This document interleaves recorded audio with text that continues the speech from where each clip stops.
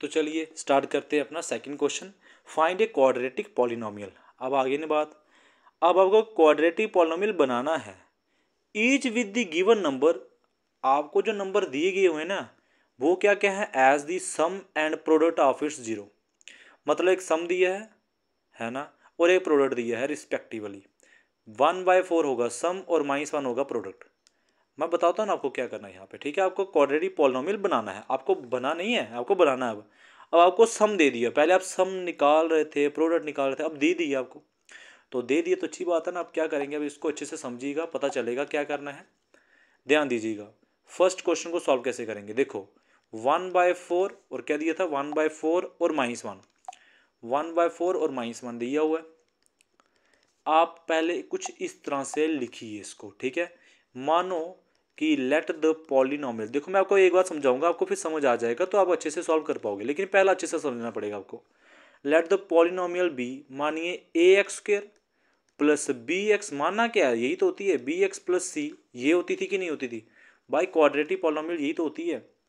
और उसके जो जीरो हैं एंड इट्स जीरोज, उसके जो जीरोज थे वो मान लीजिए अल्फ़ा वी अल्फ़ा एंड क्या थे, वो क्या होते थे भाई, अल्फ़ा और बीटा ही तो मानते थे ना। अभी देखो ऊपर सॉल्व किया हमने क्वेश्चन ये वाला, ठीक है। Alpha and beta, okay. अभी अल्फ़ा भी आ गया और बीटा भी आ गया। तो अब मुझे बताना है कि ये 1/4 क्या दिया था यार। अभी आपको बताया क्वेश्चन में क्या बोला है, साफ साफ बोला है कि जो ये पहला वाला है ना ये है सम, और जो दूसरा वाला है ना ये है प्रोडक्ट। देखो क्वेश्चन को पढ़ो, है ना। एज द गिवन नंबर, जो नंबर है ये एज द सम, वो सम है, एंड द प्रोडक्ट, और वो प्रोडक्ट है। चल गया होगा पता, चल गया होगा पता। तो पहले सम क्या है, 1/4 है कि नहीं है। तो आपको बोला है सम क्या है, 1/4 है। ध्यान से समझिए सम क्या है। तो आप बोल रहे हो कि सर सम जो है ना, सम वो पता क्या है, sum of zeros, sum of zeros वो पता क्या है, वो है 1/4। क्या है, 1/4। अब बच्चा बच्चा जानता है सम ऑफ जीरोस मतलब कि अल्फा प्लस बीटा, और क्या है, अल्फा प्लस बीटा, और 1/4। आया समझ की नहीं आया, नहीं समझ आ ही रहा होगा आपको कि अल्फा प्लस बीटा है ना क्या होते हैं, सम होते हैं, उनका सम करना। और अल्फा इंटू बीटा क्या होता है, प्रोडक्ट होते हैं। तो अब ये अल्फा प्लस बीटा 1/4 है, लेकिन अल्फा प्लस बीटा तो किसके इक्वल होता था भाई, किसके इक्वल होता था, -b/a। बोलो -b/a होता कि नहीं होता है ना। अल्फा प्लस बीटा तो 1/4 उन्होंने बोला, मैंने तो नहीं बोला। बट होता किसके इक्वल था, होता था -b/a। तो अच्छे से आपने पहले ऐसा लिख लेना है। अब बताइए प्रोडक्ट क्या। देखो मैं यहाँ पे थोड़ी सी जगह छोड़ दूंगा आपके लिए, ताकि आपको समझ आता है कि मैं क्या कर रहा हूँ यहाँ पे, ठीक है। Product of zeros. अब मुझे बस ये बता दो प्रोडक्ट क्या है, क्या प्रोडक्ट -1 नहीं है, क्या प्रोडक्ट -1 नहीं है, हाँ बिल्कुल है। तो प्रोडक्ट -1 आ गया। तो प्रोडक्ट ऑफ जीरोस क्या होता था, अल्फा इंटू बीटा होता था कि नहीं होता था, अल्फा इंटू बीटा। भाई वो किसके इक्वल है, वो तो -1 के इक्वल है। बट अल्फा बीटा -1 के इक्वल तो नहीं होता था, अल्फा बीटा होता था c/a के इक्वल होता था। क्या होता था बताओ, c/a के इक्वल होता था कि नहीं होता था, है ना। ओके। अभी यहाँ पे अगर आप ध्यान से देखो तो यहाँ पे 1 के नीचे कुछ नहीं, तो मैं 1 लिख सकता हूँ, बिल्कुल लिख सकता हूँ भाई। 1 को अगर मैं 1 से डिवाइड करूँ तो कोई गड़बड़ी थोड़ी होगी, वही तो रहेगा। लेकिन अब आप बात को ध्यान से समझिएगा, तब पता चलेगा मैं क्या बोलना चाहता हूँ, ठीक है। जरा यहाँ पे a को देखो, और यहाँ पे a की वैल्यू कितनी आ रही है, क्या 4 नहीं आ रही है भाई। इस a को देखो और इस a को देखो, मैं आपको ऐसे दिखा रहा हूँ, आपको दिख रहा है कि नहीं दिख रहा है, ये देखो लाइनें दिख रही हैं। हाँ दिख तो रहा ही होगा, समझ तो आ ही रहा होगा कि मैं क्या करना चाहता हूँ। ये देखो इस ए को देखो, ये तो 4 है, बट ये ए कितना है, ये तो 1 है। आपको या तो 1 1 बना लो या तो 4 4 बना लो, दोनों बराबर होने चाहिए, अलग अलग नहीं होने चाहिए बच्चे, ठीक है। अभी आप यहाँ पे देखेंगे कि मैं 4 बना लेता हूँ, है ना।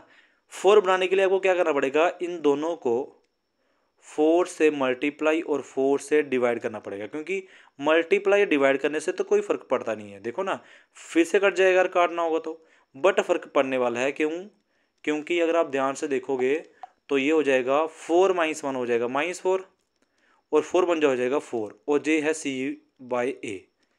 आप समझ गए होंगे, आप समझ गए होंगे कि अब a जो है 4 है, और नीचे भी a कितना है, 4 ही है, बराबर है जी। क्या है, a बराबर है। अब अगर a बराबर है ना तो आपकी वैल्यू आ चुकी है, a की वैल्यू आ चुकी है। अब यहाँ पे लिखोगे कि इफ़, अगर a कितना होगा, a कितना होगा, 4 होगा ना। अगर a 4 होगा, देखो पहले a 1 था तो c -1 आ रहा था, बट अगर A4 होगा, ए अगर इक्वल इक्वल होंगे, देखो ऊपर भी ए नीचे भी है, तो अगर A4 होगा तो भाई बी कितना होगा, बी होगा -1। ये बी कितना होगा, -1 होगा, ठीक है। 1 लिखा है तो माइनस इस साइड शिफ्ट होगा तो -1 होगा, ठीक है। तो देन आप लिखोगे कि बी किसके इक्वल होगा, बी होगा, बोलो -1। देखो मैं आपको दिखाता हूँ, बोल रहे कि बी, देखो आपको लग रहा होगा कि ये बी तो 1 के इक्वल है। यार बी कैसे इक्वल, देखो -b किसके इक्वल है, 1 के इक्वल है। तो अगर मैं बी बोलूँगा तो बी किसके इक्वल होगा, माइनस तो उधर चला जाएगा, तो -1 ऐसे ही तो बनेगा, है ना। तो इसलिए बी कितना होगा, -1 होगा। तो मैं वही बोल रहा हूँ। अब सी कितना होगा, सी तो -4 होगा। और लिखोगे एंड सी किसके इक्वल होगा, सी होगा -4 के इक्वल होगा। देखो पहला क्वेश्चन अच्छे से समझ लो, तो फिर आपको परेशानी नहीं आएगी। अब आपने ए बी सी की वैल्यू निकाल ली हुई है, ये रही आपकी वैल्यूज़, ये है, ठीक है। ए बी सी की वैल्यू आ चुकी है। ये कैसे आई है, ये इस 4 को गुना करने से आई है, जो मैंने समझाया आपको कि जो ये ए है, देखो इस ए को देखो, ये A4 था, तो क्या यहाँ पे ए था 4 आ रहा था, A1 नहीं आ रहा था, क्या आ रहा कि नहीं आ रहा था, है ना। तो इसलिए आपने यहाँ पे क्या किया, पहले ए को 4 बनाया, दोनों तरफ सेम बनाया, इसको अपने 4 से मल्टीप्लाई डिवाइड किया, तो इसलिए ये 4 बन गया। समझ आ गया होगा आपको। तो अभी आपकी जो क्वाड्रेटिक पॉलिनोमियल इक्वेशन बनने वाली है वो क्या बनने वाली है, यहाँ पे ये लिखोगे अब, ठीक है, कि देयरफॉर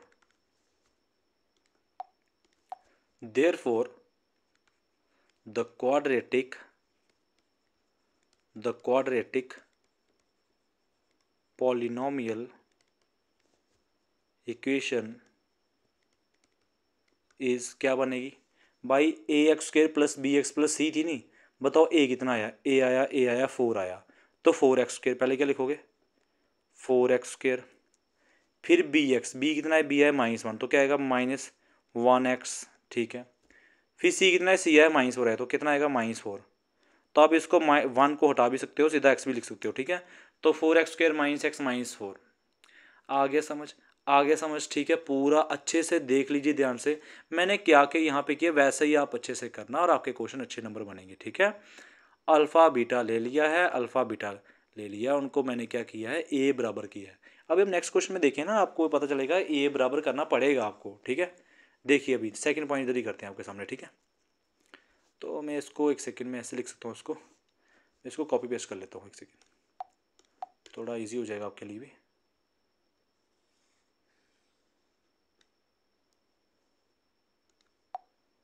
ठीक है,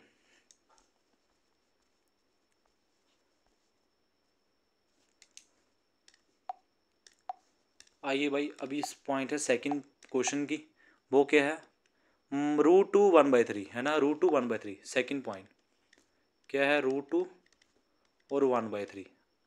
करे सॉल्व, अभी करे सॉल्व कि नहीं है, चलिए करते हैं, ठीक है। तो इसको मैं कर दी यहाँ पे पेस्ट आपके लिए, ठीक, ठीक है। पहले आप यही लिखोगे, let the polynomial be this, ठीक है, ये, और फिर ये लिखोगे अल्फ़ा प्लस बीटा जो है, मैं लिख देता हूँ आपके लिए क्या क्या आया हुआ है, ठीक है।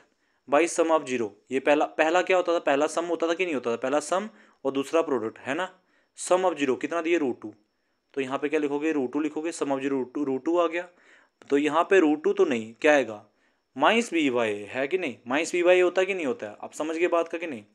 ओके, अभी √2 के नीचे कुछ नहीं, तो अब यहाँ पे 1 भी लिख सकते हो, मतलब कि a यहाँ पे 1 के इक्वल आ रहा है और b यहाँ पे -√2 के इक्वल आ रहा है, ठीक है। प्रोडक्ट ऑफ जीरोस की बारी, ठीक है। प्रोडक्ट ऑफ जीरो क्या दिया यार, प्रोडक्ट ऑफ जीरो दिया 1/3, यहाँ पे -1 लिखोगे, क्या लिखोगे, प्रोडक्ट ऑफ जीरो कितना आ जाएगा 1/3, यहाँ क्या लिखोगे 1/3।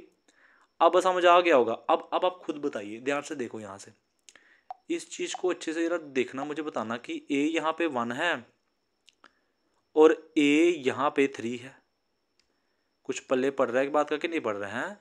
a यहाँ पे क्या है, 1 है, यहाँ पे 3 है, तो यार आप इस टर्म को किससे गुना करोगे ताकि 3 बन जाए, आप मुझे बताइए। यार इस टर्म को अगर आप 3 से मल्टीप्लाई डिवाइड करोगे, क्या यार ये 3 नहीं बन जाएगी नीचे, बन जाएगा यार, बिल्कुल बन जाएगा। आप इसको 3 से मल्टीप्लाई कीजिए, हाँ 3 को क्या करेंगे आप, मल्टीप्लाई करेंगे, 3 को मल्टीप्लाई करेंगे और 3 को डिवाइड करेंगे, ठीक है बात का। ये अंदर 2 है, एक सेकेंड, यहाँ पे 3 से क्या करोगे, 3 से आप क्या करोगे, मल्टीप्लाई करोगे और 3 से क्या करोगे, डिवाइड करोगे। ठीक है, ओके। अब बताइए क्या बनेगा, 3√2 बनेगा कि नहीं बनेगा? हाँ भाई, एक सेकेंड।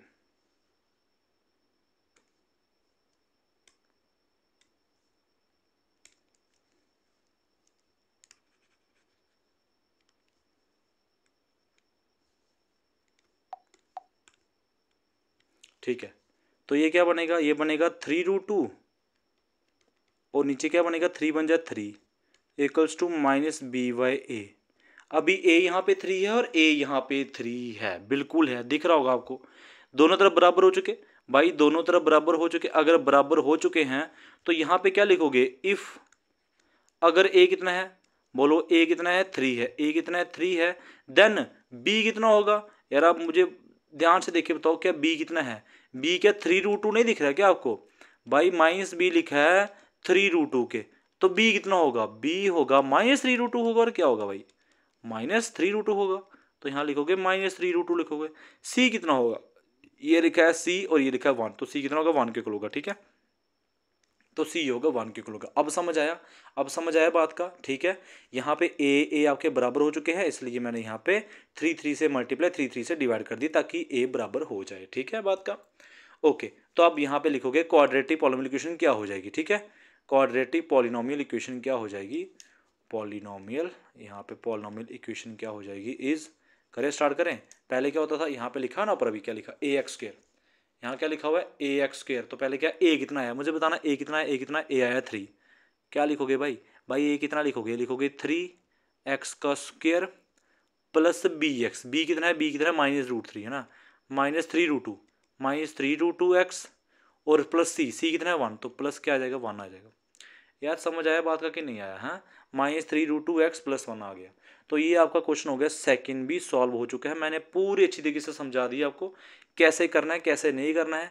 सम ऑफ जीरो ले लेने हैं और प्रोडक्ट ऑफ जीरो ले लेने हैं। ध्यान से देखना है कि क्या a बराबर है कि नहीं है। a बराबर नहीं है तो मल्टीप्लाई कीजिए, बराबर कीजिए और फिर आपने जो है वैल्यू लिखिए। ये रहा आपका सेकेंड पॉइंट। नेक्स्ट पॉइंट जो है वो करते हैं नेक्स्ट वीडियो में, ठीक है।